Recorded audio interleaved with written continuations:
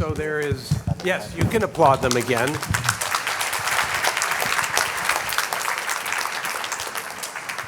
So there's one individual among the five whom you haven't heard from yet. That is Shiri Orion, who leads American Friends of the Parents Circle. And it's really a great pleasure to have you here. This isn't your first time here, you're back with us. But Shiri is going to lead the group in conversation, first with some questions of her own, and then we'll turn to questions from all of you, and there's a microphone that you can come and use. So Shiri, let me welcome you. Thank you. Thank you, Rabbi. And thank you, everyone, for being here today. It's not a given that you'll give up your time on a Friday night to come listen to very hard stories to hear. So thank you. We have some time now to hear some more from each of these people, more about their stories and more about the work that they're doing on the ground to prevent these terrible tragedies from happening to anybody else. Layla, I'll start with you tonight. People often say, oh, these people are amazing, these people are special, but this isn't the majority. This isn't representative of the whole population. In your community, Layla, how do people perceive you? What challenges do they give you? What do you think that they are expecting from you when you come here?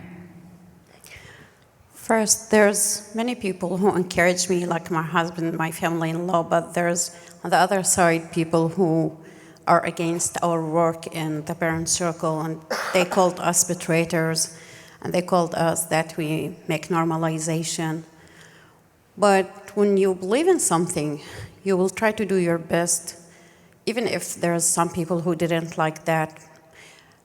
I believe that someday they will be convinced, because one day I was in that side of those people, and I refuse any relationship with any Israeli, but after I sit and listen, I understand the difference. You need just one moment sometimes to change your whole life, and thank God that I have that moment to change my life. Maybe I will tell you a short story about my oldest daughter. She were against that. And that was hard for me to explain that for her, because she's the oldest, she knows the whole story, she knows the whole details. But one day we have a ceremony every year, we call it the Memorial Day, to send a message to all the people around the world, if we are the people who lost our beloved ones, could stand side by side to put our effort together to make it change. Everything could be possible. So I was being one of the speakers. When I returned back home, I was really terrified because I didn't know how my daughter's reaction will be. But when I opened the door, she came forward and she said to me, just now I understand why you did this, and I'm so proud of you. And I really started to cry, because if my children could understand that, so everything will be easier for me.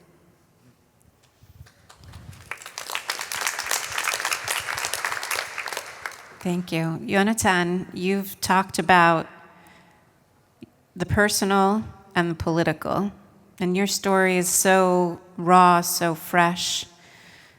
The tragedy is still living among all of us, not just of your mother, but all of those that died on October 7th and since then. How do you reconcile between the personal and the political? What's your drive, your story? How does it transform into a political aspiration?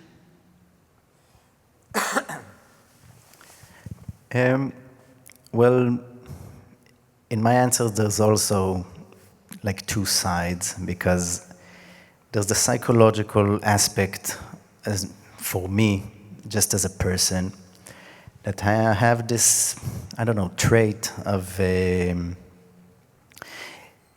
intellectualizing my experiences, and kind of like externalization of problems. So on October 7th, very soon after, it was clear for me that the problem here is not a Hamas fighter coming into my mother's house and murdering her. The problem is the conflict. The problem is the occupation and the conflict. And in order to fix that problem, it's not personal. It's a question of settings. How do we change the settings so that this man doesn't feel the need to come into my mother's house and murder her? How can we change the settings that Israeli soldiers, young, mostly young, kids, don't have the moral dilemma if to bomb a building, an entire building with tens of people and entire families? How can we change our reality that these things don't occur? So that gave me an urge. It gave me a drive to be invested in that. And in turn, that drive created hope within me. Because when I am active and when I create a community for myself of people who are invested in the thing together, then it all seems realistic all of a sudden. So it all seems possible.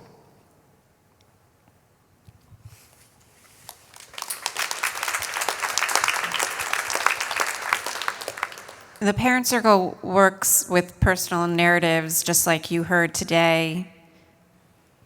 Often we have much more time to go into more depth with the stories, and the idea is that there's a transformation that happens when you hear these stories. We say we change people's minds one heart at a time.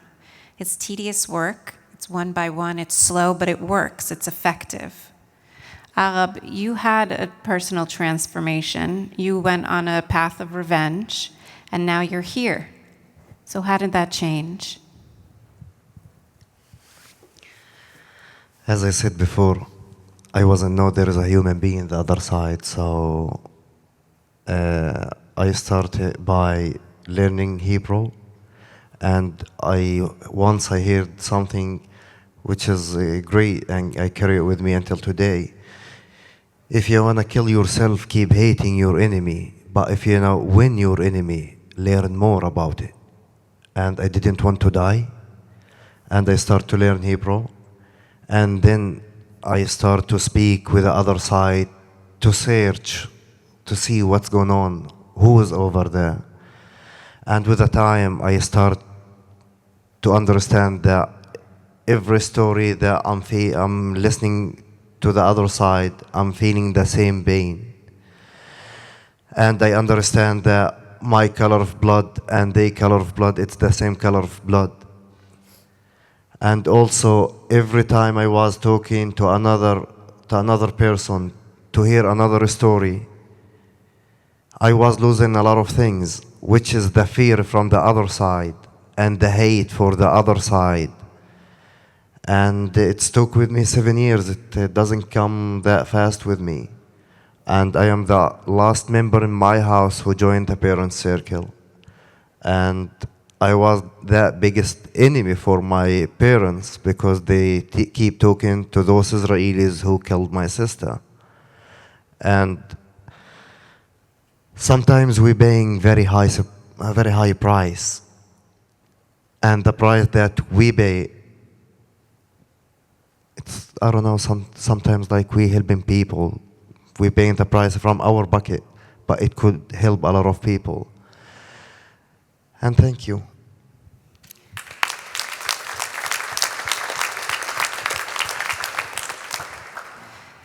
You know, before October 7th, the majority of the peace education work that we were doing and the work with personal narratives was happening in Israel and Palestine. We would go into Israeli schools, we would go into Palestinian communities, and they would share these stories, and they would talk to people, and we would be able to humanize the other.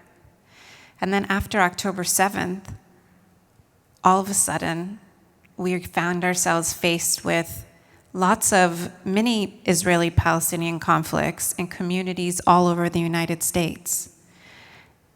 Since then, I think, Robbie, you've been to the US 5 times since October 7th. We've been doing different speaking tours because the need is so great. Robbie, tell us what you've been doing here this week in New York, and you're going to Boston. I don't know, there's this driving force.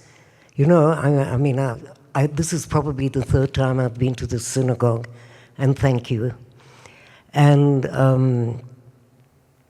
but I can't stop because it's so important.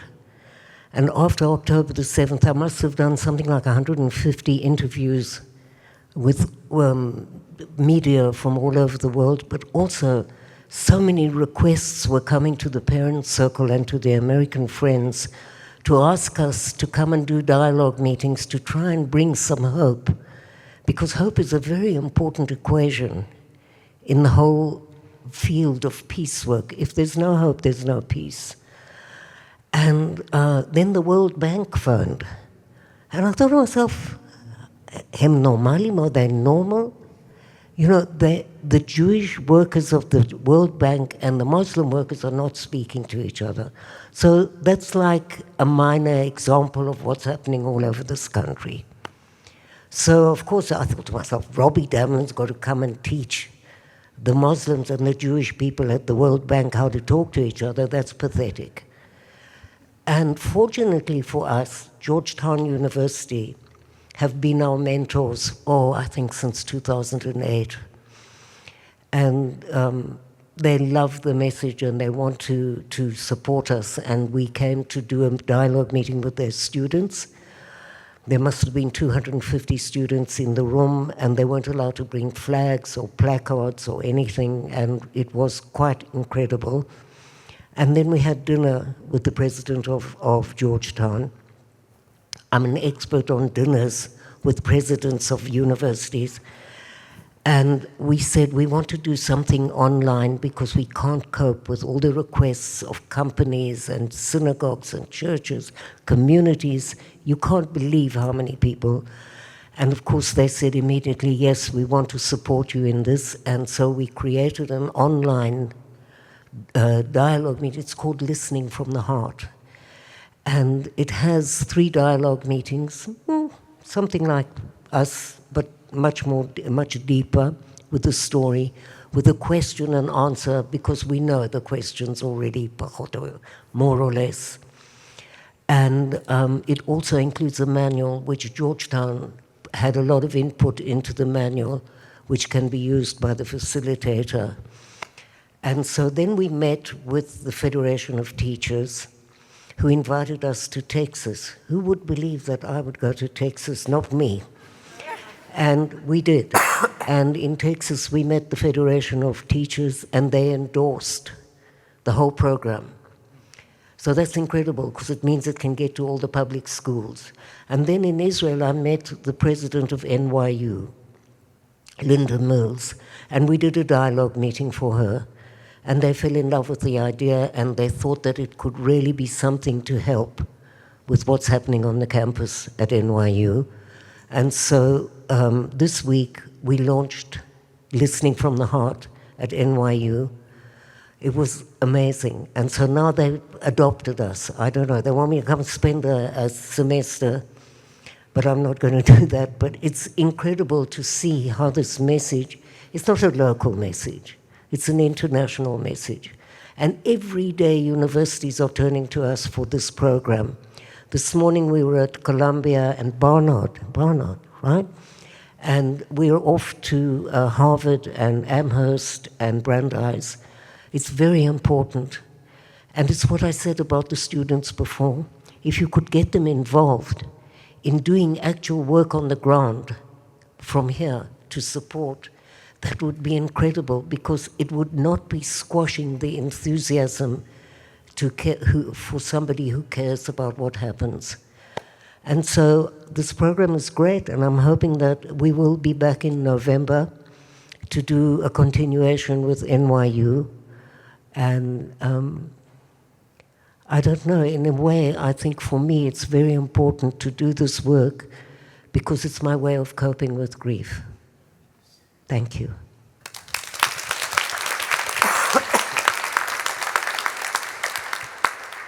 Thank you. We have an opportunity now for people in the audience to ask questions. I think there's a mic. Gadi, are you going to call on people?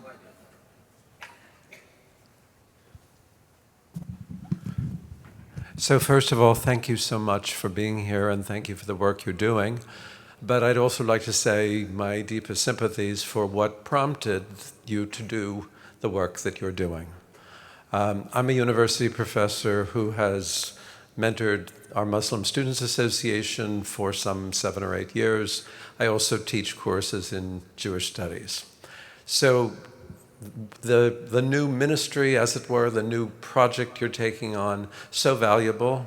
We know that our students who are most mobilized are learning most because of, and are as activated as they are because of what's available to them through social media, etc., that makes everything seem very real.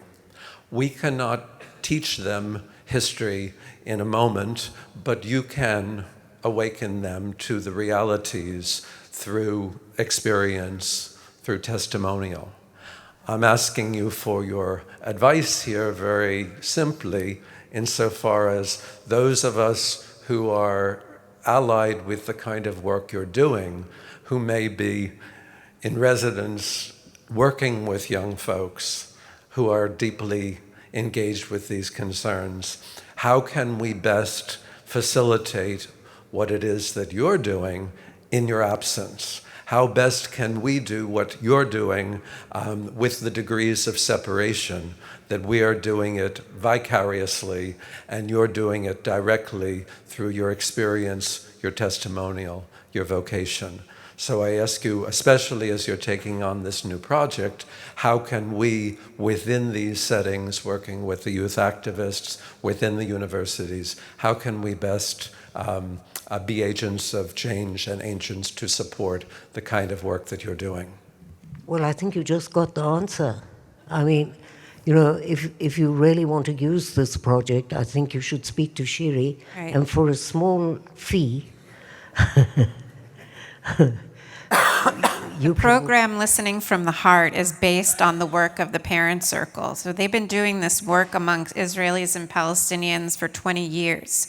And we've adapted that model that's been evaluated and shown to be very successful in generating empathy, understanding of the other side, of humanizing other people. We've now adapted it to a North American audience.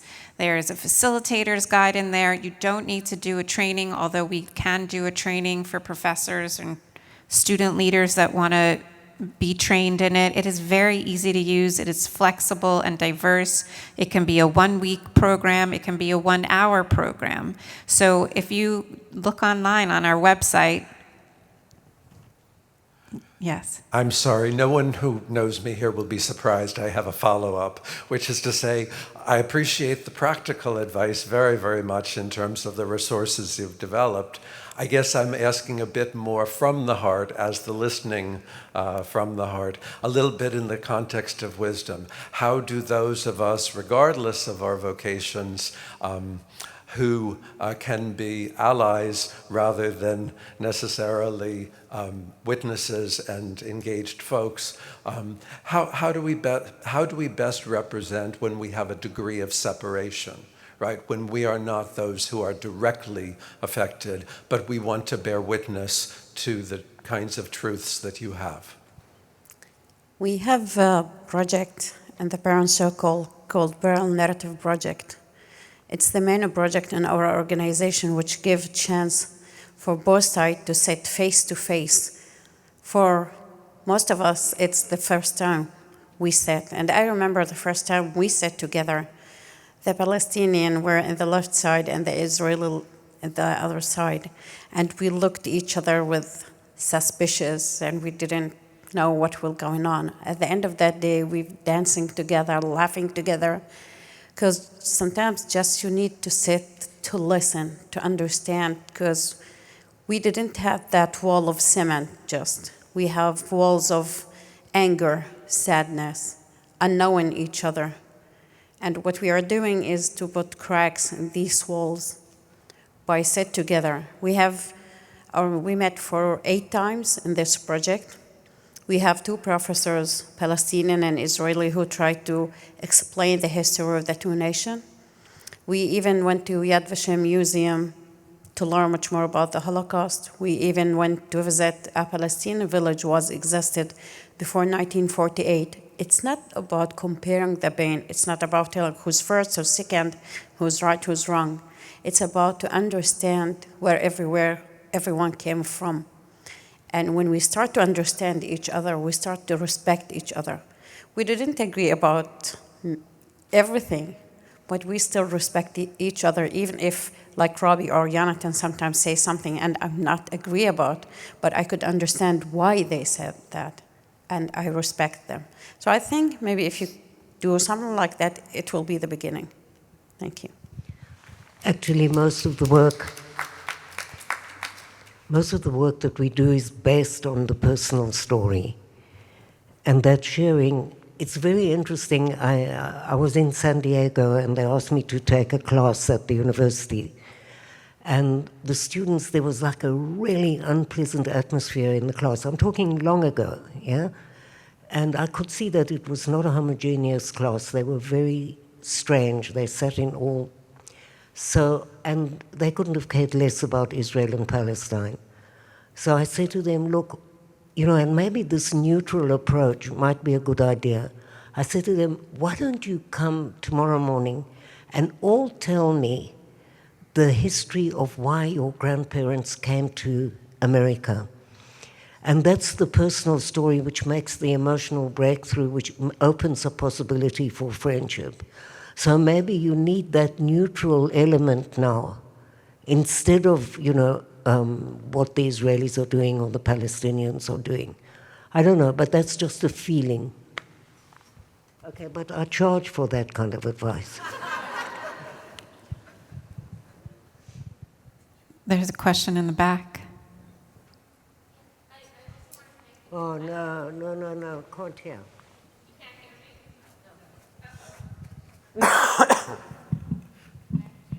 Yeah, if you have a question, just come up to the mic, okay? Thank you.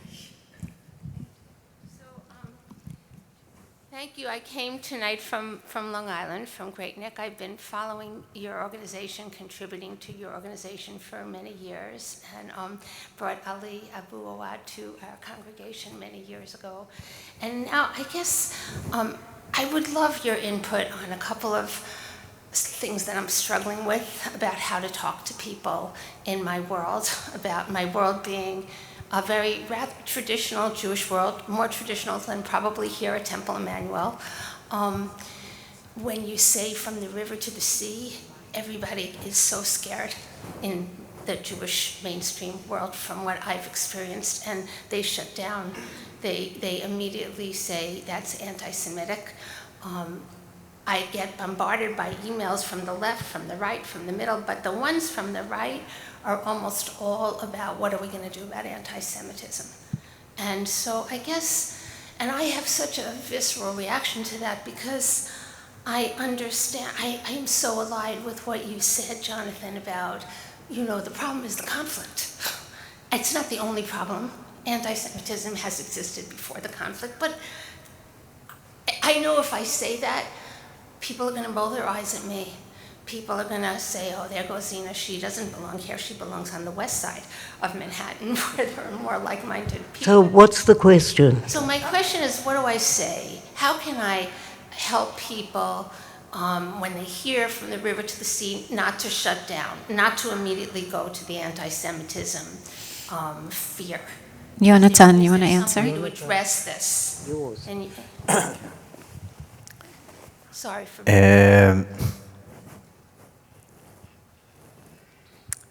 I think that sadly anti-Semitism was weaponized.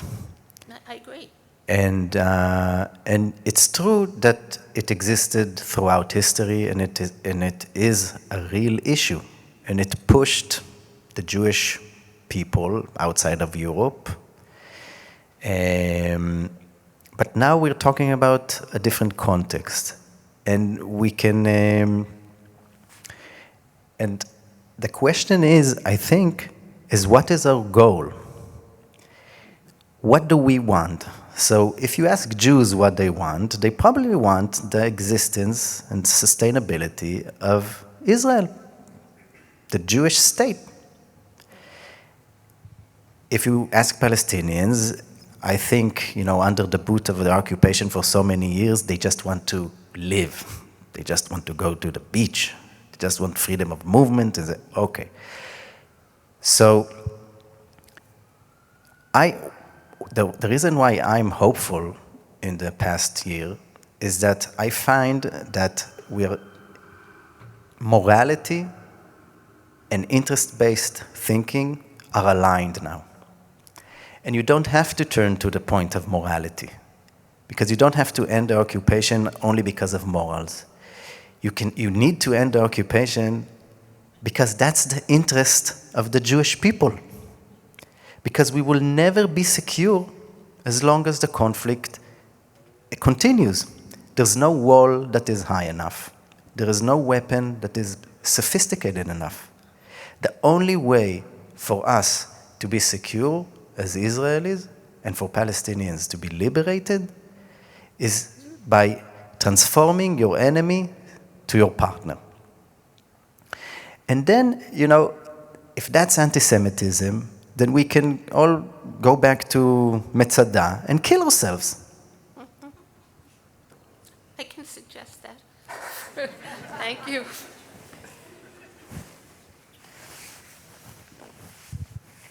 More questions? I see a hand in the back.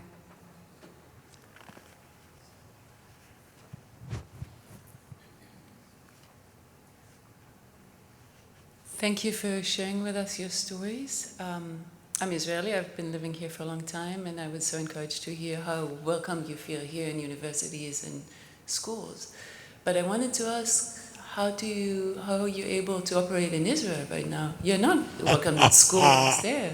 So if there's anything, Okay. you feel American Jews and Israelis who live here is there any way we could help from here supporting your work in Israel? Yes, it is a bit of a contradiction that we have to come here to make you feel better. But on the other hand, the Israeli government, in its great wisdom, decided to ban us from schools.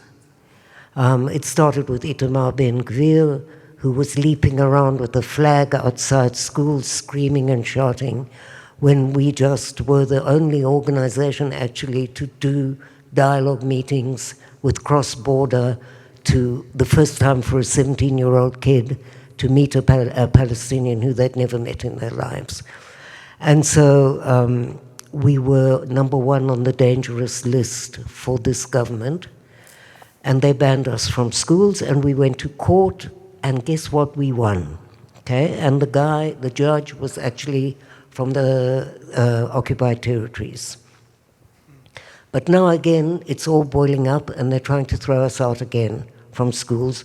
So we will go back to court. This is a fight that we have to fight, because many of the principals of the schools really want us to come, because it's the only time that any Israeli kid age 17 will meet a Palestinian before they're standing at a checkpoint. And the same applied to our summer camp. Can you believe that they actually had a debate in Parliament about whether they could allow 14 to 17-year-old bereaved kids, Palestinian and Israeli, to have a summer camp? Because you're very dangerous, and you might learn the code to a door and tell somebody. And this is literally, like Israel had no problems at this time. They had to have this debate in Parliament, and the American embassy and the German embassy intervened, and we had the summer camp, and it was extraordinary. And I can tell you that my grandchildren all go to the summer camp. The little one, who's pretty spoiled, but came to me afterwards and said, listen, I want to tell you that this is the best week I've ever spent.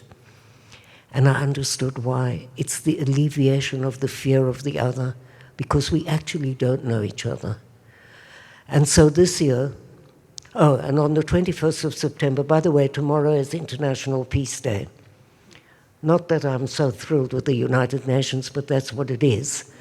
And you might want to put out a message that you heard the Parents' Circle on International Peace Day. That's maybe the answer. And so the kids from the summer camp went to sign a declaration last year, but then 3 weeks later was the war. And so it became very difficult. They didn't want to talk to each other. They sent terribly nasty messages to each other on TikTok and all these awful social media platforms. And we had to do a lot of work with them uninationally and then together.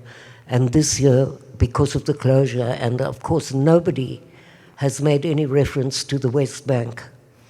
And I think it's terribly important that you know what's happening in the West Bank, that Palestinians have not been able to work for nearly a year now, and so the economic situation is dire.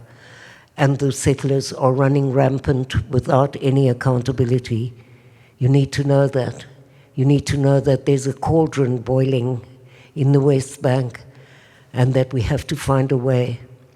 There must be a way, and you must tell people that this is what is happening. Layla's children couldn't go to school regularly. They still can't. So many of the children are economically in an economic situation where we raised money so that they didn't go to school with a plastic bag.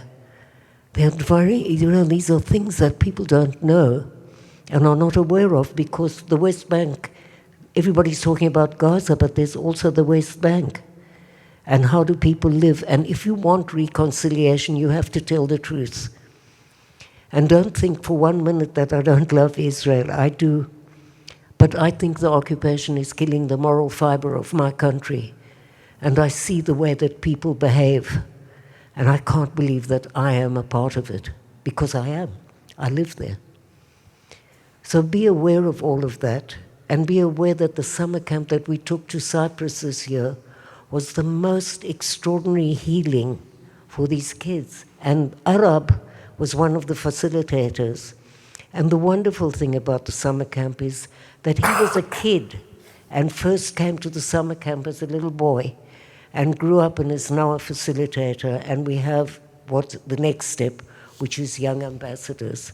There must be a continuation. You can't do this work and have a temporary high. It has to continue. We have time for one last question. The front.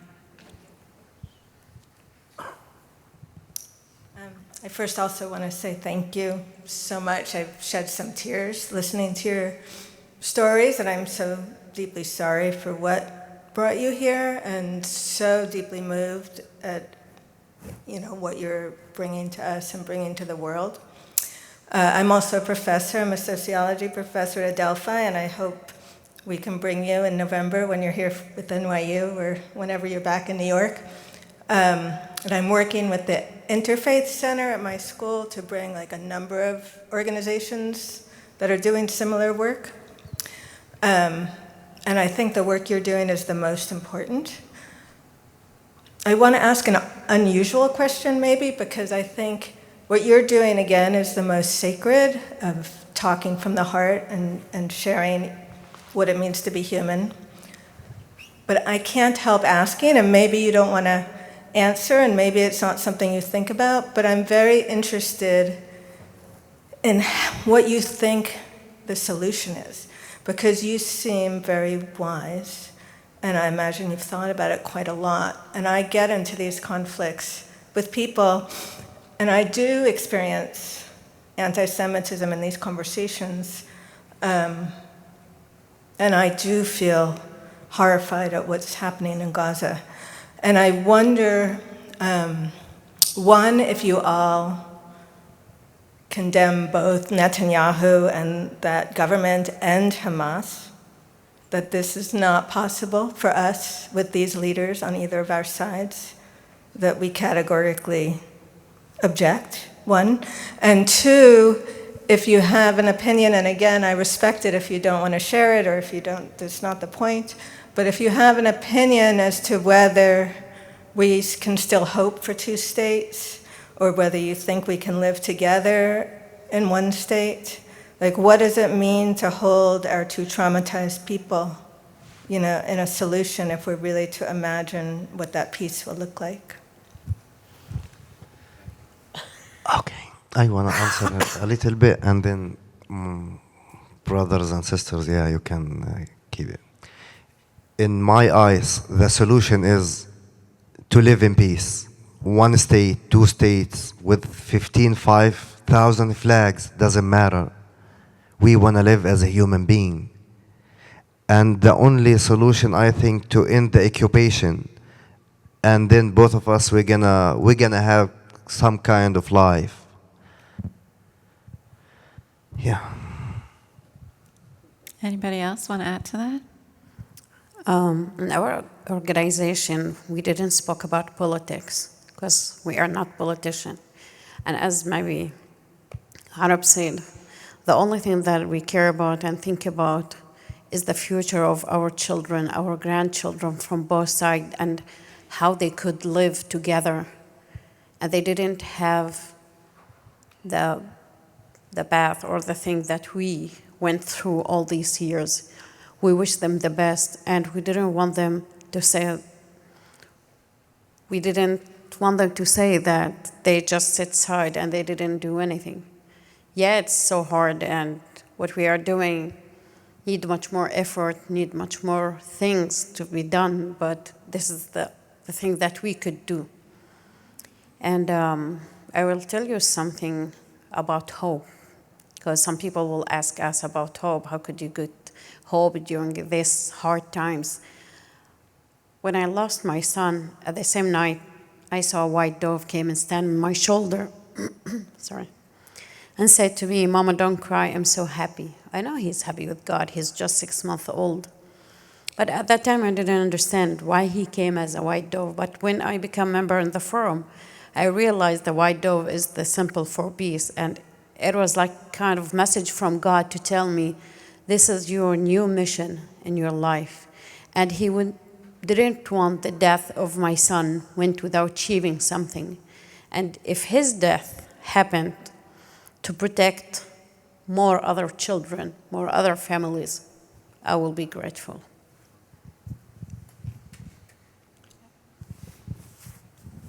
Thank you.